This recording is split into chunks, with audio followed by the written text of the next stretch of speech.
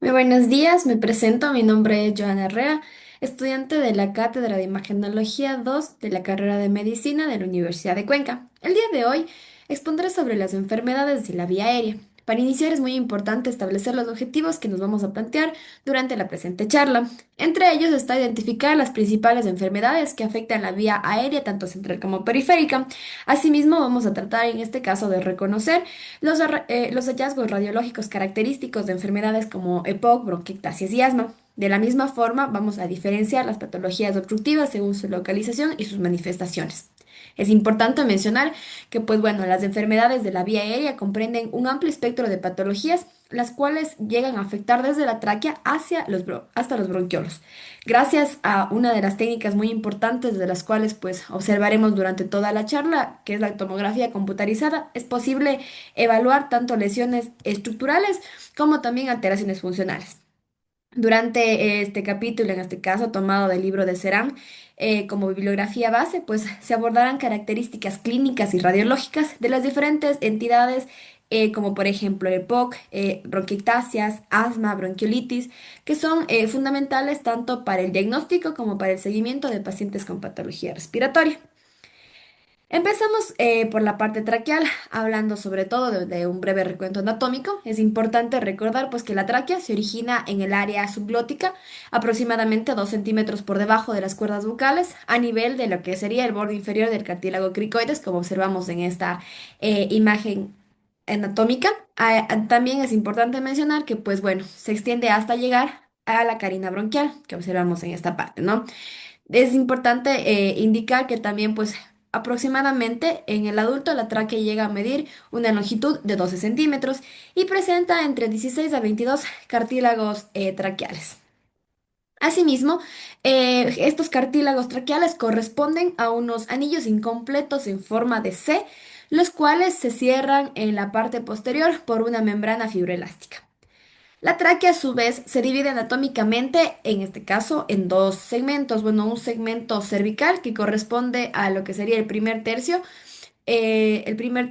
traqueal, que está compuesto por los 6 primeros cartílagos hasta llegar al opérculo traqueal, perdón, al opérculo torácico, mismo que se encuentra definido por el margen superior del manubrio esternal. Y también tenemos un segmento torácico que abarca desde, obviamente, este opérculo torácico hasta lo que sería la carina, que observamos, como ya les había mencionado, en esta zona. Es importante recordar también que, bueno, el calibre traqueal varía según la edad y el sexo, como veremos posteriormente. Bueno, también es importante mencionar pues que en este caso hay muchos pacientes que presentan patología traqueal y que obviamente pueden ser asintomáticos o presentan síntomas, se puede decir, inespecíficos, entre ellos los que se mencionan como la tos, la disnea o también el estridor. Muchas veces se da un diagnóstico erróneo con asma por la inespecificidad de los síntomas.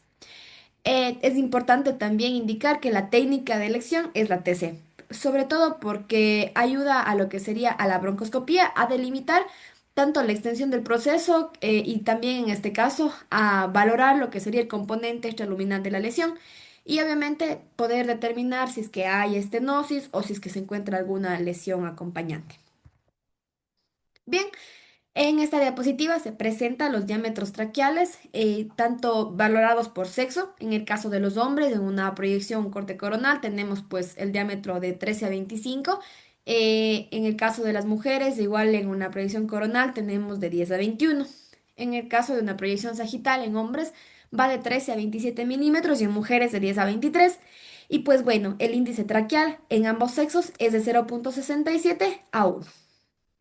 En el caso de las técnicas de imagen más utilizadas, pues bueno, en sí las que les presento a continuación tienen diferentes funciones, como por ejemplo la TC es muy útil para detectar estenosis traqueal y otras anomalías y será pues en este caso la técnica que más se va a tratar durante la charla.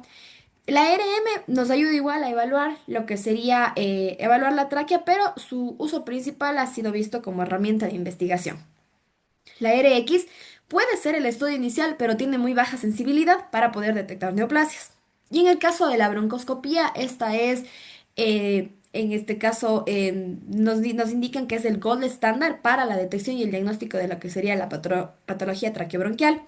pero tiene bastantes limitaciones en cuanto a la evaluación de áreas que van más allá de las estenosis severas. El esquema que les presento a continuación, pues bueno, es el esquema inicial para poder guiarnos sobre las diferentes temáticas que se abordarán durante la charla. Saber que la patología traqueal se va a dividir en unas lesiones tanto focales o de tipo difusas. Las lesiones traqueales, en este caso difusas, focales, perdón, tienden a disminuir el diámetro traqueal, mientras que las difusas lo pueden ya sea disminuir o también aumentar. Bien. Empezamos con la primera lesión, que es la estenosis traqueal. La estenosis traqueal es un estrechamiento anormal de la tráquea, que puede venir dado por causas tanto congénitas como también adquiridas. En el caso de las congénitas, generalmente son pues obviamente anormalidades que se presentan durante el desarrollo de la tráquea, generalmente presentes desde el nacimiento, como por ejemplo la presencia de anillos traqueales completos o anormalidades a nivel del cartílago traqueal. Las causas, en este caso adquiridas, incluyen, por ejemplo, la presencia de traumatismos. Un ejemplo es alguna lesión en cuello, tráquea. Se incluye también lo que serían las lesiones posintubación, que generalmente una estenosis traqueal posintubación se presenta entre las 2 a 24 semanas. Asimismo, pues tenemos causas inflamatorias, diferentes enfermedades, como una de las que hablaremos durante la charla, que será la policondritis recidivante.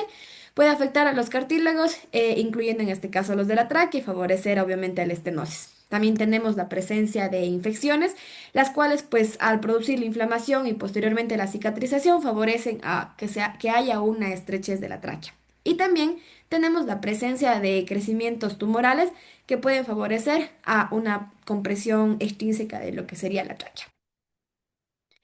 Bien, vale explicar las imágenes que tengo en esta diapositiva. En el caso de las primeras imágenes son tomografías computarizadas. La primera es un corte axial, la segunda es una reconstrucción de planar coronal.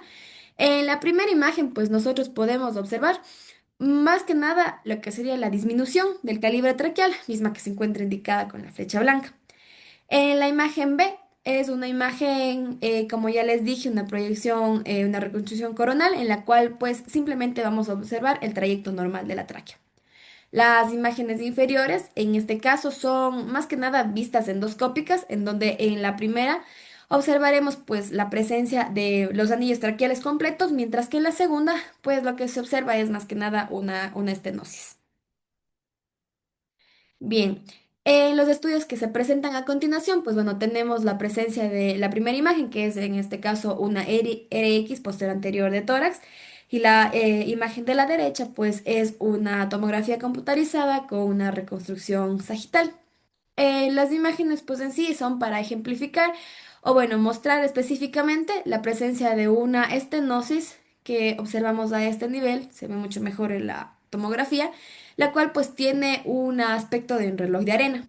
Generalmente, pues bueno, es importante ver que en la parte de la TC podemos observar que tanto por encima como por debajo de la estenosis, el diámetro, pues en este caso, o el diámetro traqueal se encuentra normal, ¿no? Según el caso que se presentaba, nos mencionaba en este caso que, por ejemplo, el diámetro de la luz a nivel de la estenosis medía aproximadamente 7 milímetros y el diámetro, en este caso, del resto de las porciones llegaba a un tamaño de 21 milímetros.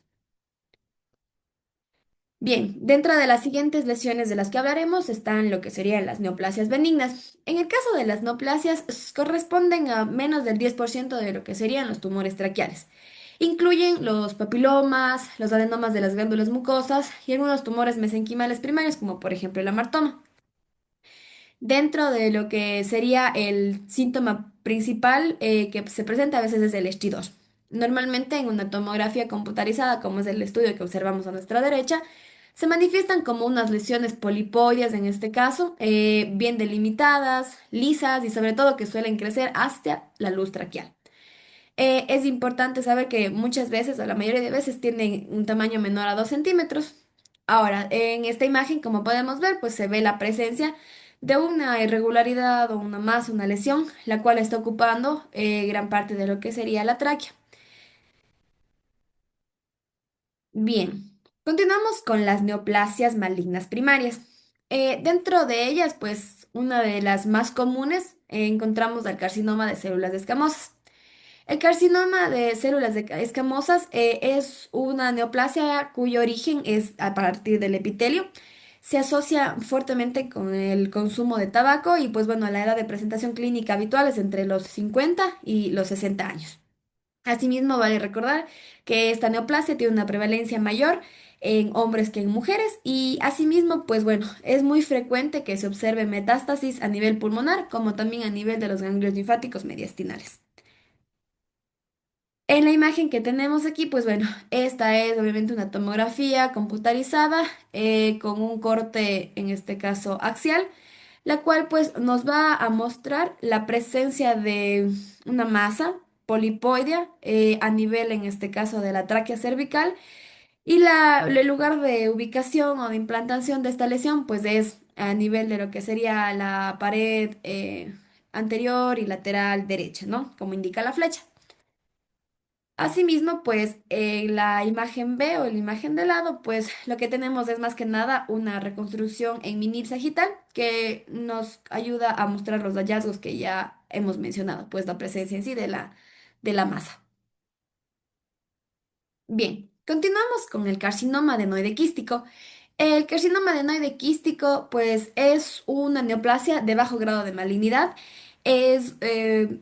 También es conocida como cilindroma. Se origina de las glándulas salivares de la vía aérea y esta no está asociada con el consumo de tabaco como lo estaba la neoplasia anterior. Ahora, muchas veces tiene un comportamiento mucho menos infiltrativo que el anterior, entonces no es muy habitual la presencia de metástasis a distancia o cerca de lo que serían, o la presencia de linfadenopatías regionales no es muy frecuente. La imagen que se presenta es una tomografía axial en corte, sí, bueno, un corte axial en donde pues lo que se va a observar es la presencia igual de una masa cuya localización es en la parte posterior de la tráquea y obviamente pues tiene un componente intraluminal, es decir, en este caso está ocupando parte del centro de la luz de la tráquea. Bien, continuando con otra de las neoplasias, tenemos el carcinoma mucoepidermoide y los tumores carcinoides. Estos se originan de las vías aéreas más distales, es decir, de los bronquios lobares y segmentarios. Estos no se asocian con el tabaco y tampoco hay, como quien dice, una predilección por el sexo, como normalmente lo había en la primera neoplasia que ya se mencionó. Ambos llegan a ser, en este caso, neoplasias vasculares, por lo tanto, al momento de la administración de contraste intravenoso, pues van a mostrar un realce significativo. Normalmente, los tumores carcinoides, el patrón de crecimiento más común es el en iceberg, que tiene un comportamiento, en este caso, un componente, perdón, endoluminal pequeño.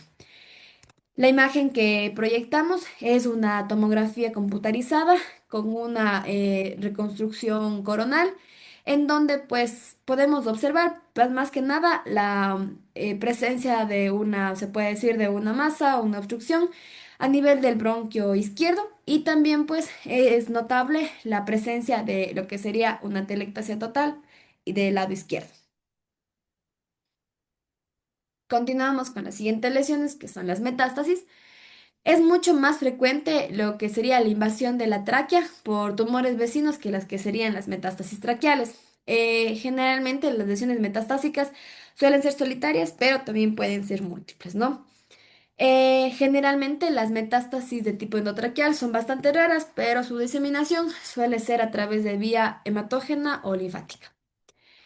En la imagen que observamos, pues es una tomografía computarizada, un corte axial, en la cual, pues bueno, se ve una, se puede decir una lesión con una densidad de tejidos blandos, la cual está adherida junta en este caso a lo que sería la cara anterior del tercio superior de la tráquea, sobre todo a nivel de la entrada torácica, ¿no?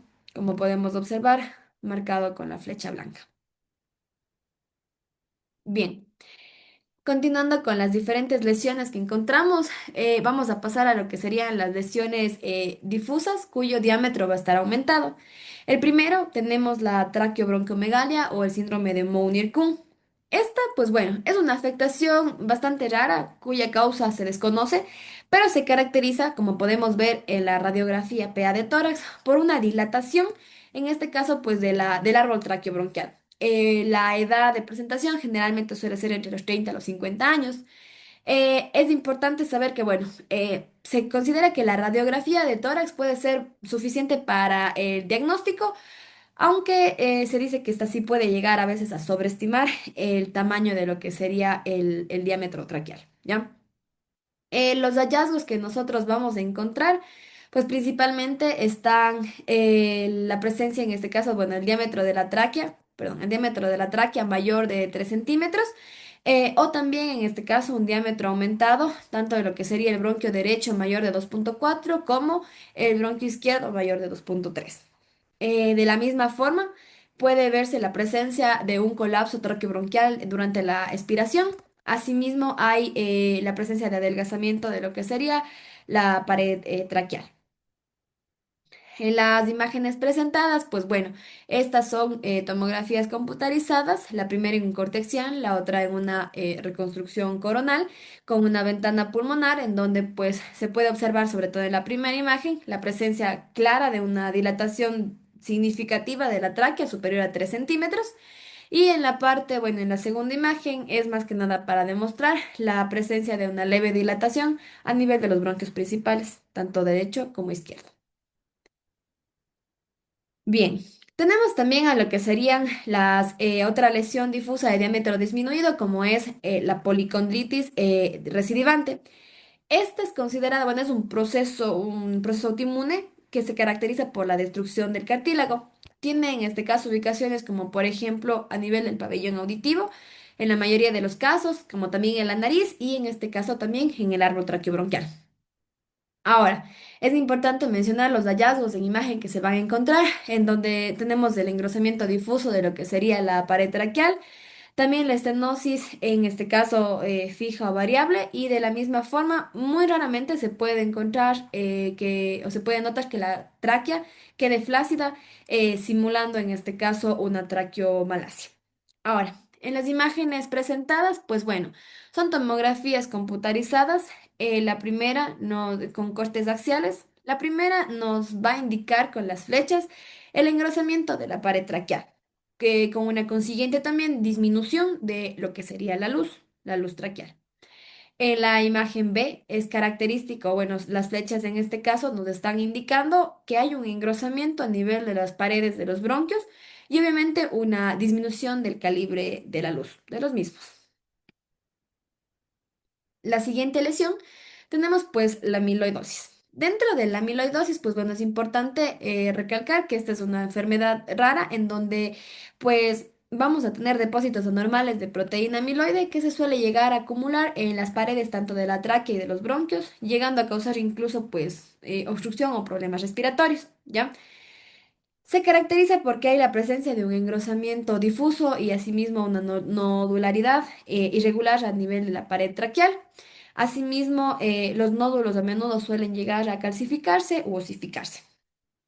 En las imágenes que se presentan, pues bueno, en la primera, la flecha amarilla en este caso nos está señalando que hay nódulos pulmonares que han desarrollado ya un cierto grado de calcificación, ¿ya?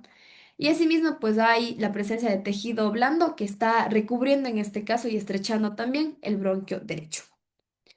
En la siguiente imagen que tenemos, pues bueno, son tomografías igual con cortes axiales, en donde pues bueno, se puede demostrar que hay un engrosamiento nodular, en este caso un engrosamiento nodular de la tráquea. Y en la siguiente imagen igual pues lo característico aquí es de este nódulo el cual presenta pues un punto de calcificación que es compatible en este caso con un amiloidoma. Bien, dentro de las siguientes lesiones tenemos a la sarcoidosis. En el caso de la sarcoidosis, pues bueno, esta se caracteriza porque es una enfermedad inflamatoria que puede afectar a varios órganos del cuerpo y se caracteriza sobre todo porque hay la formación de granulomas mismos que son bultos de células inflamatorias, ¿ya? Dentro de las imágenes que estamos observando en pantalla, pues son tomografías computarizadas en corte, en este caso axial, con ventana pulmonar, claramente, en donde, pues bueno, primero que nada es Es un estudio de un paciente que presentó pues sarcoidosis atípica. En sí, pues lo principal que podemos ver aquí es las áreas de vidrio deslustrado que se puede observar en ambos campos pulmonares, en ambas imágenes. De la misma forma, se puede observar que hay varios septos interlobulillares, en este caso engrosados, ¿ya? Como podemos observar aquí. Ahora. Es importante también que se ve la presencia de un broncograma aéreo, como se ve claramente en esta imagen, acompañado también de consolidaciones peribroncovasculares claramente definidas y pues obviamente los ya mencionados pues nódulos centrolobulillares que en muchos casos pues aquí en la imagen se puede notar que están formando cúmulos, ¿no? La siguiente lesión de la que hablaremos es la granulomatosis con poliangitis, conocida también como la granulomatosis de Wegener. Es una vasculitis que suele llegar a afectar a la tráquea en este caso y pues bueno, lo principal que se puede observar es la disminución del calibre traqueal. En este caso, pues la imagen, las tomografías que se presentan aquí, pues en la imagen A se observa claramente pues lo que sería la estenosis subglótica. En la imagen B, esta es una reconstrucción en 3D, igual que nos muestra la misma estenosis subglótica. Y en la imagen tanto CD y E, pues estas tomografías computarizadas de corte axial nos están indicando la presencia de una lesión bueno, una lesión granulomatosa que nos decía la parte histológica, la cual pues está obstruyendo parcialmente lo que sería la luz de la tráquea, como observamos en las tres imágenes. Bien. La siguiente lesión es la traqueobroncopatía osteocondroplástica. Esta es una proliferación benigna, se puede decir, de hueso y de cartílago, generalmente en la pared traqueal y en los bronquios. Su causa es, en este caso, desconocida, ¿ya? La mayor afinidad que presentan pues estas proliferaciones son tanto en la pared anterior como en la pared lateral, no en la parte posterior porque como ya mencioné, la parte posterior de los cartílagos traqueales está formado por una membrana fibroelástica. Ahora, generalmente pues el aspecto que bueno nosotros observamos aquí en las imágenes pues, son tomografías computarizadas con cortes axiales y ventanas pulmonares, pues se observa claramente la presencia de engrosamientos, se puede decir, o nódulos irregulares, los cuales están localizados a nivel de la pared anterior y lateral en ambas imágenes, respetando lo que sería la porción posterior o la pared posterior. Bien. Entre otras lesiones de diámetro disminuido, encontramos a la traqueobronquiomalacia, cuya, pues, en sí, la traqueobronquiomalacia hace referencia o indica lo que sería el colapso de la vía aérea durante la expiración forzada, ¿ya? Generalmente este colapso de la vía se va a dar porque hay una pérdida o una falta de estructuras de soporte de la pared traqueal. Generalmente puede darse por causas congénitas, formas adquiridas, secundarias a veces a la misma intubación, obstrucción crónica del flujo aéreo, pues traumas, infecciones, entre otros, ¿no? Muy frecuentemente se encuentra en pacientes de edad avanzada y pues suelen presentar a veces acostamientos de los periodos respiratorios como también sibilancias. El diagnóstico de la traqueobronquiomalacia se hace, pues en este caso, con una TC en expiración, en donde se debe apreciar que haya un colapso del diámetro traqueal mayor del 50%. Aunque bueno, se ha visto que muchas personas o individuos sanos pueden llegar a alcanzar este porcentaje, entonces se, se dice que se propone aumentar esto a una cifra del 80%, sobre todo en pacientes con EPOC. Entonces es clara aquí la imagen, cómo se ve la disminución en este caso del diámetro traqueal en periodos de expiración. La imagen de la derecha, bueno, en el sistema de la derecha hablamos de la tráquea en sable. La tráquea en sable generalmente hace referencia a cuando el diámetro transversal que tenemos aquí es menor o igual a 2/3 del diámetro anteroposterior. Es decir, cuando tengamos un índice traqueal menos o menor de 0,67, ¿ya? Esto se suele asociar mucho a EPOC, como también suele estar afectando generalmente a la tráquea intratorácica, ¿no? La imagen que tenemos proyectada, pues bueno, es una tomografía computarizada, un corte axial, Este era de un paciente varón de 88 años cuya tomografía fue realizada una semana después de la intubación y pues apreciamos pues el estrechamiento de lo que sería la tráquea con un aumento en este caso del diámetro anteroposterior con respecto al diámetro transversal. Bien.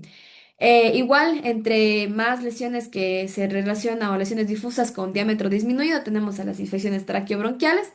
Las infecciones traqueobronquiales, pues bueno, una de ellas es la laringotraqueobronquitis vírica, en donde pues la causa más frecuente es por virus de parainfluenza o también el sincitial respiratorio. Generalmente se encuentra una disminución del calibre del área laringe.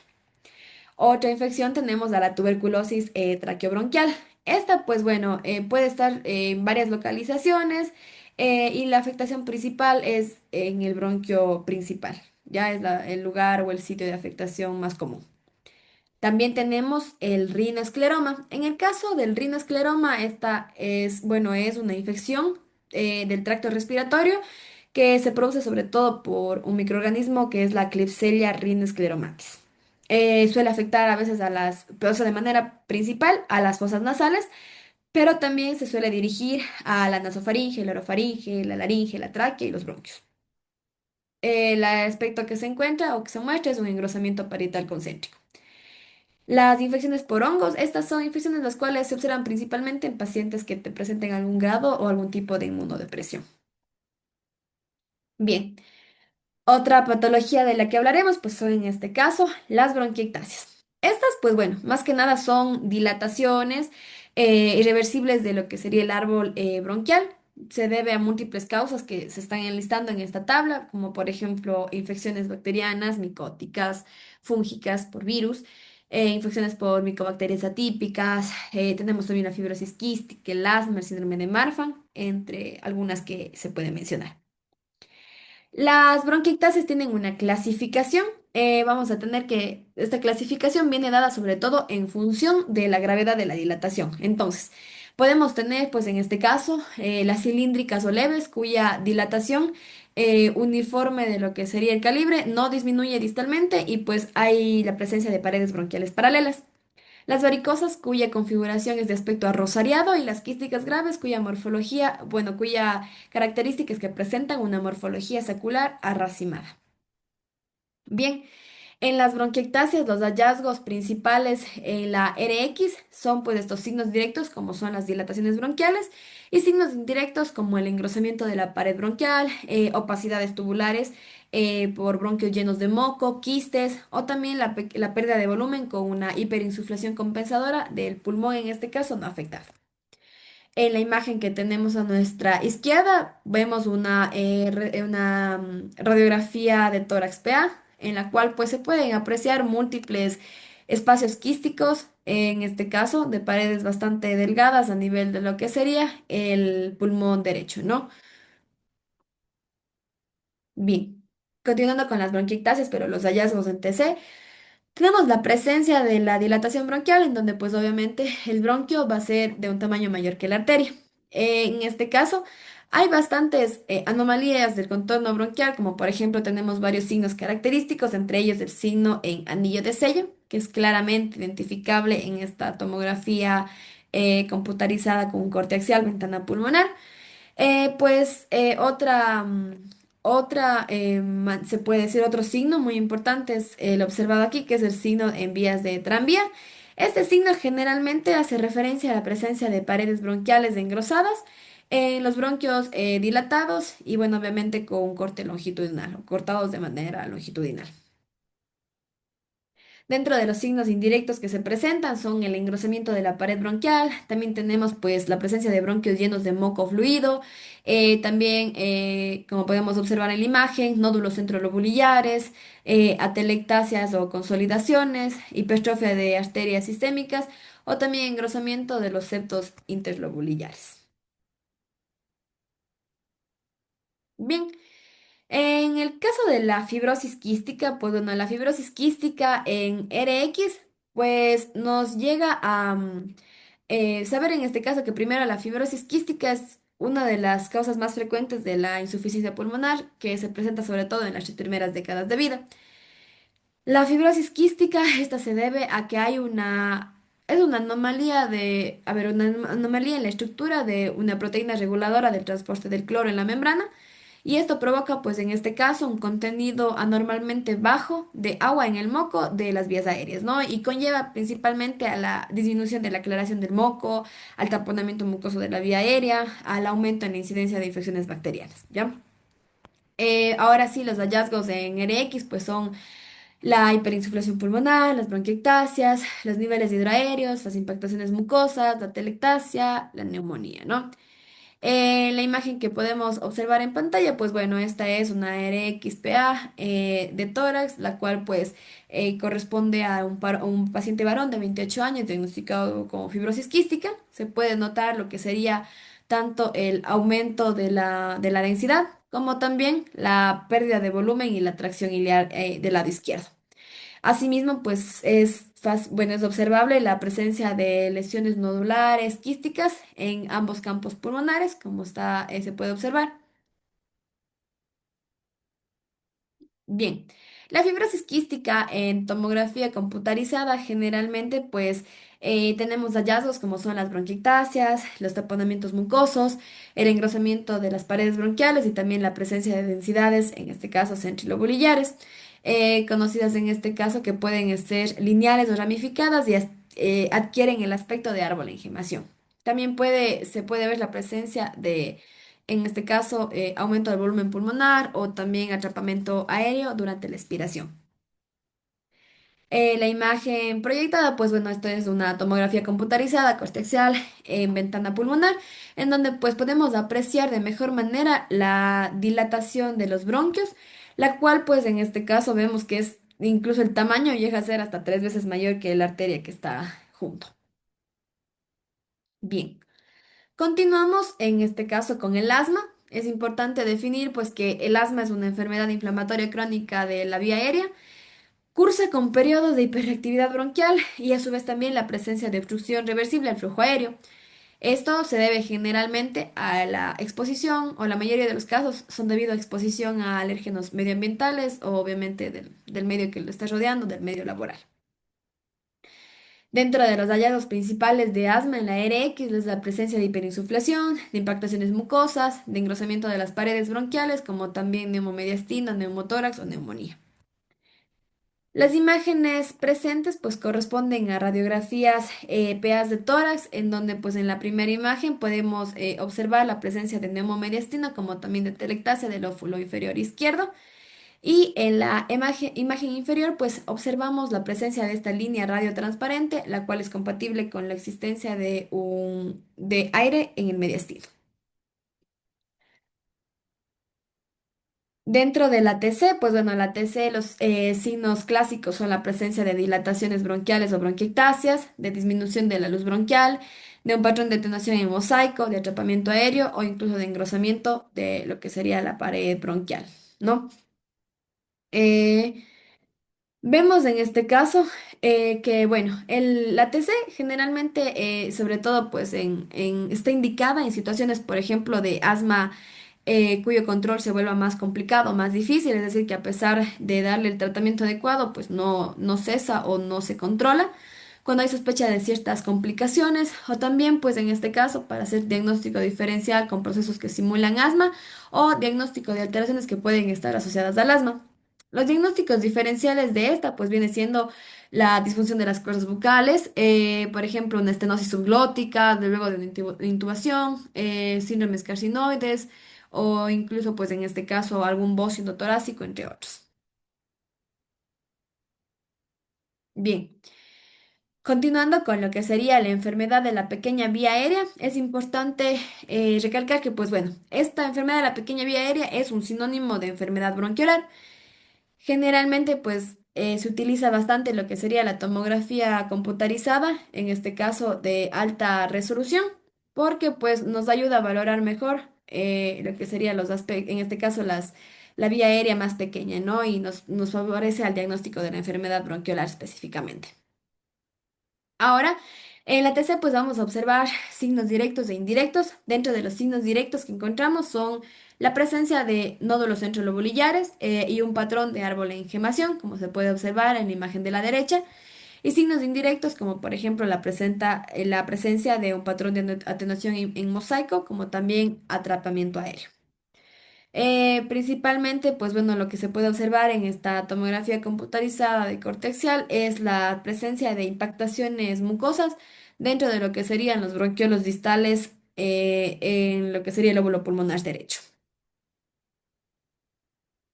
Bien, pasamos en este caso a otros procesos que son, por ejemplo, la bronquiolitis celular. En el caso de la bronquiolitis celular, esta se corresponde a la presencia de infiltrados inflamatorios que suelen afectar ya sea a la luz o a la pared de los bronquiolos. La bronquiolitis celular en este caso está relacionada, bueno, en sí da lugar a lo que serían las bronquiolitis infecciosas. Dentro de estas, pues bueno, saber que las bronquiolitis infecciosas pues tienen causas como por ejemplo causas víricas, tuberculosas, bacterianas, fúngicas, entre otros, ¿no? Los hallazgos característicos son la presencia de nódulos centrolobulares, ubicación bilateral y asimétrica, preferentemente en la periferia pulmonar, y pues en casos de bronconeumonía suele estar asociado pues a áreas de consolidación. Ahora, la imagen que tenemos proyectada es una tomografía computarizada de corte axial, ventana pulmonar, en donde pues se muestran diferentes opacidades de manera difusa, las cuales son características de un patrón de árbol en gemación. Y este, pues bueno, era un estudio el cual correspondía a un paciente con bronquiolitis infecciosa. Bien, dentro de la bronquiolitis celular también hablaremos de la bronquiolitis por aspiración. En el caso de la bronquiolitis por aspiración es uno de los tipos más comunes igual de bronquiolitis, que generalmente, pues bueno, los presenta signos muy similares al anterior, pero la diferencia es que este ya tiene mayor afectación por zonas declives. En la imagen proyectada tenemos una tomografía computarizada, la cual, en donde, pues bueno, de corte axial, ventana pulmonar, en donde la flecha azul nos está indicando sobre todo las opacidades en vidrio esmerilado, que bueno, también es visible en diferentes áreas. Y de la misma forma, pues aquí con la flecha amarilla podemos observar la presencia de bronquiectasias. Bien. Igual dentro de la bronquiolitis celular tenemos a lo que sería la panbronquiolitis. La panbronquiolitis es una enfermedad inflamatoria crónica caracterizada por la presencia de inflamación y también de obstrucción de los bronquiolos que muchas veces suele estar asociado pues a infecciones sinobronquiales. Ahora, vamos a tener en este caso que las características de la panbronquiolitis es la presencia igual de nódulos centrilobulares, como algunas áreas de baja atenuación por atrapamiento debido a la disminución de la luz bronquial. Dentro de lo que serían estas imágenes presentadas, pues son ambas tomografías computarizadas en ventana pulmonar, la primera en un corte axial, la segunda en una reconstrucción coronal. En donde, pues bueno, el hallazgo principal es ver la dilatación de los bronquios que nos dan igual esta apariencia del signo del anillo de sello. Y pues en la reconstrucción coronal podemos observar pues que esta dilatación es tanto en los lóbulos superiores, inferiores, de ambos lados, ¿no? Bien, continuamos con lo que sería la bronquiolitis folicular.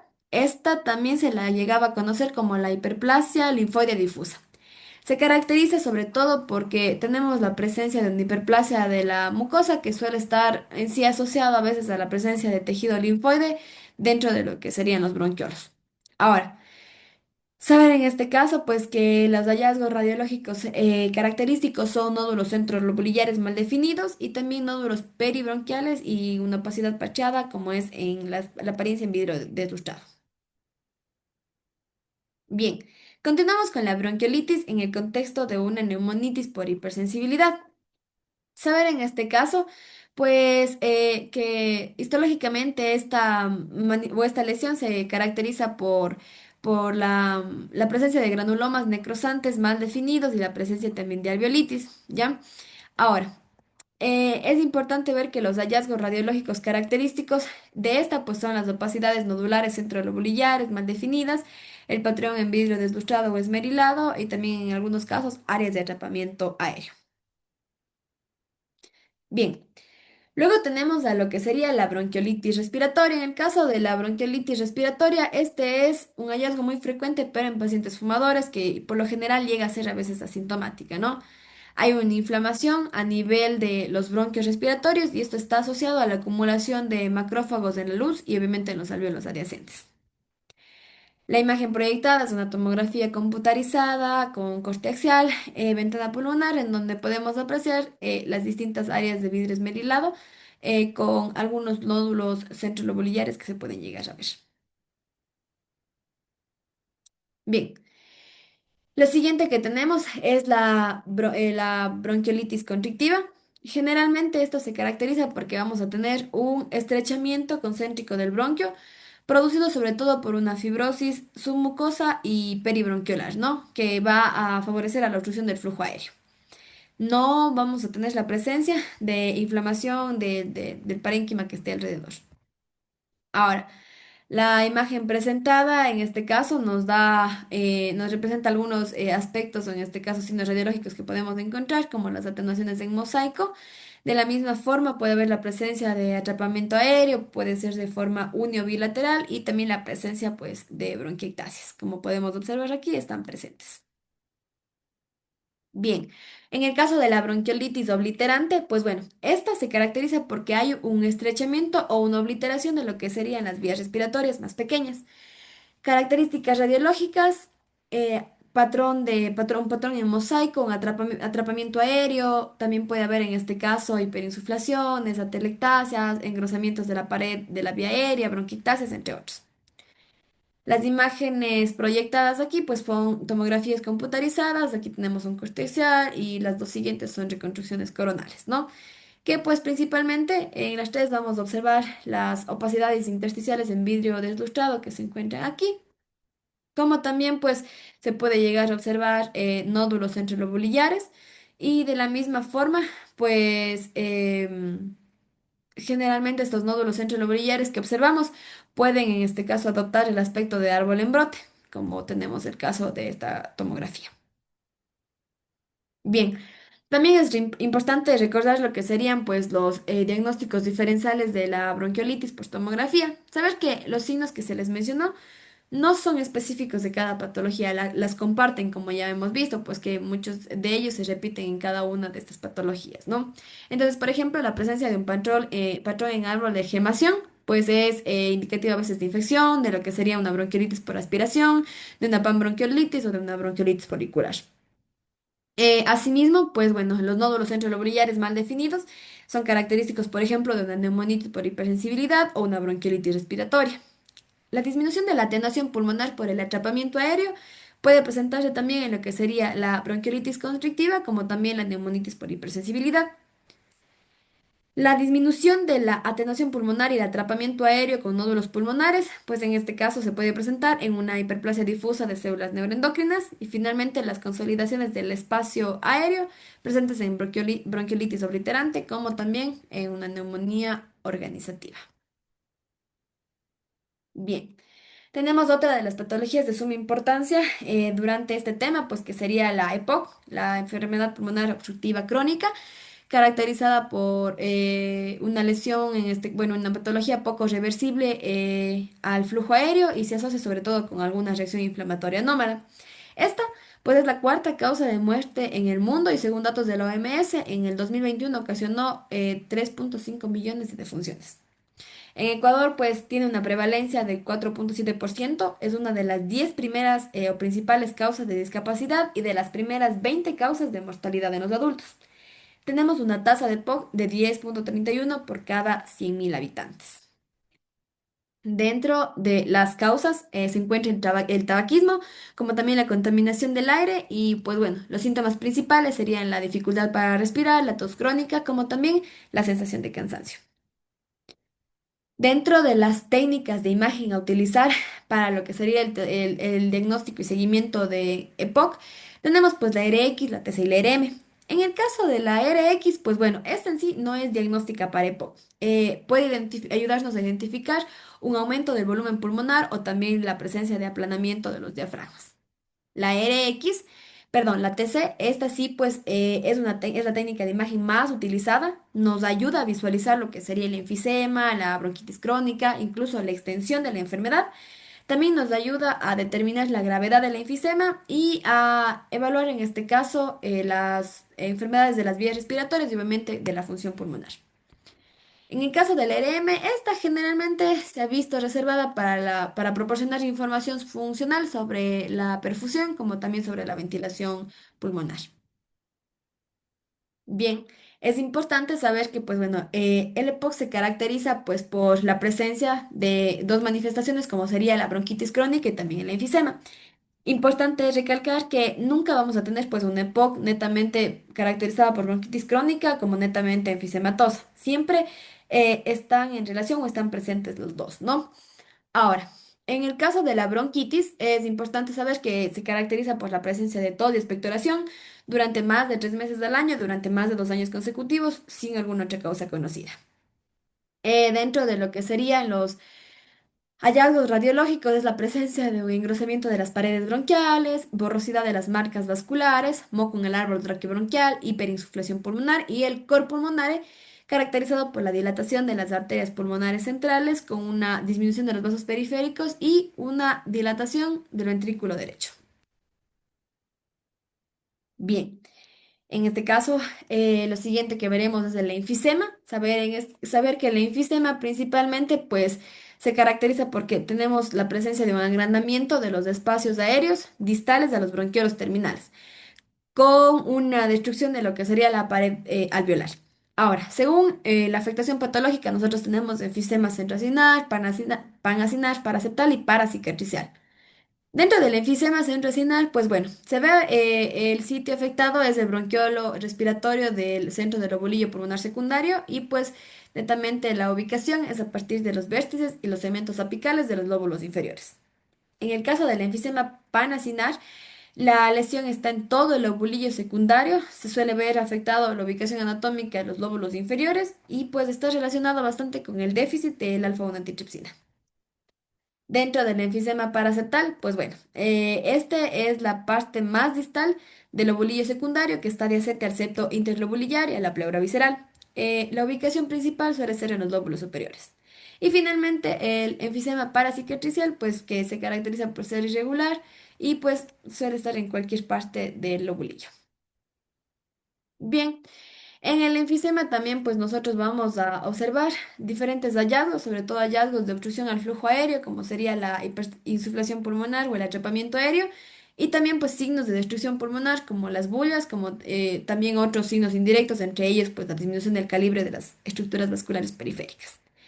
Las imágenes proyectadas en la pantalla corresponden a radiografías de tórax PA y aquí en este caso una lateral, en la cual pues bueno, se caracteriza, se nota la hiperinsuflación pulmonar, principalmente por la notable, perdón, el notable aplanamiento de los hemidiafragmas y pues obviamente hay una disminución o una pérdida de altura de la cúpula diafragmática. En este caso, pues se puede decir la altura de la cúpula era menor a 2,5 centímetros.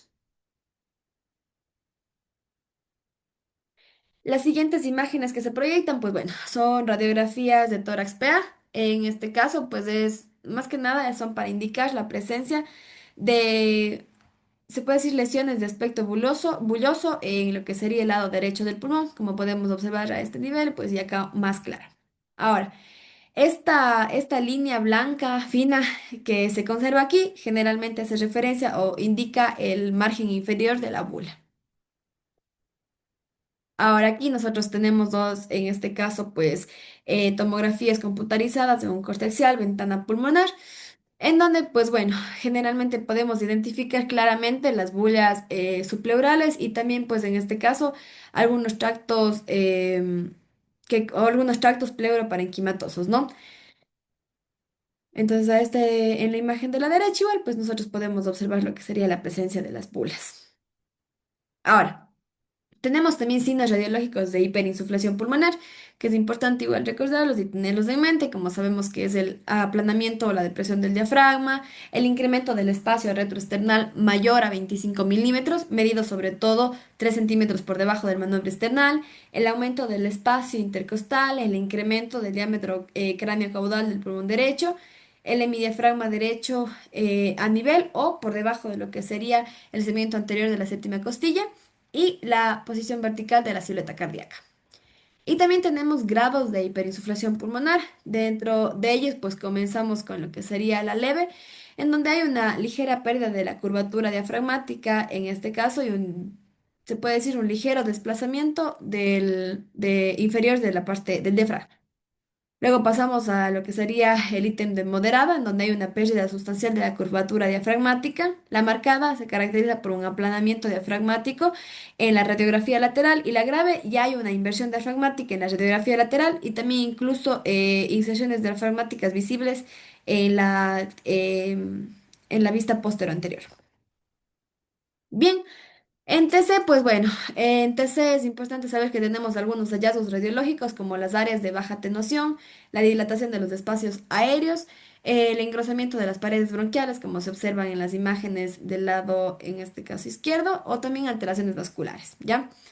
Ahora, es importante también saber que, bueno, un contexto de esos, pues son, el primero es una tomografía de un paciente, pues diagnosticado con enfermedad pulmonar obstructiva crónica, ¿no? Asimismo, se apreciaba o se aprecia lo que sería engrosamiento de las paredes de los bronquios de los lóbulos inferiores. El caso B, este es de un paciente con asma grave. Bien. Es muy importante también identificar el siguiente esquema, que es un esquema de valoración del EPOC mediante TC, que nos ayuda a valorar enfisema, enfermedad de vías aéreas y otros hallazgos. Dentro del enfisema, saber pues, que tenemos para el enfisema centrolobulillar, el enfisema panacinario y el enfisema paraseptal.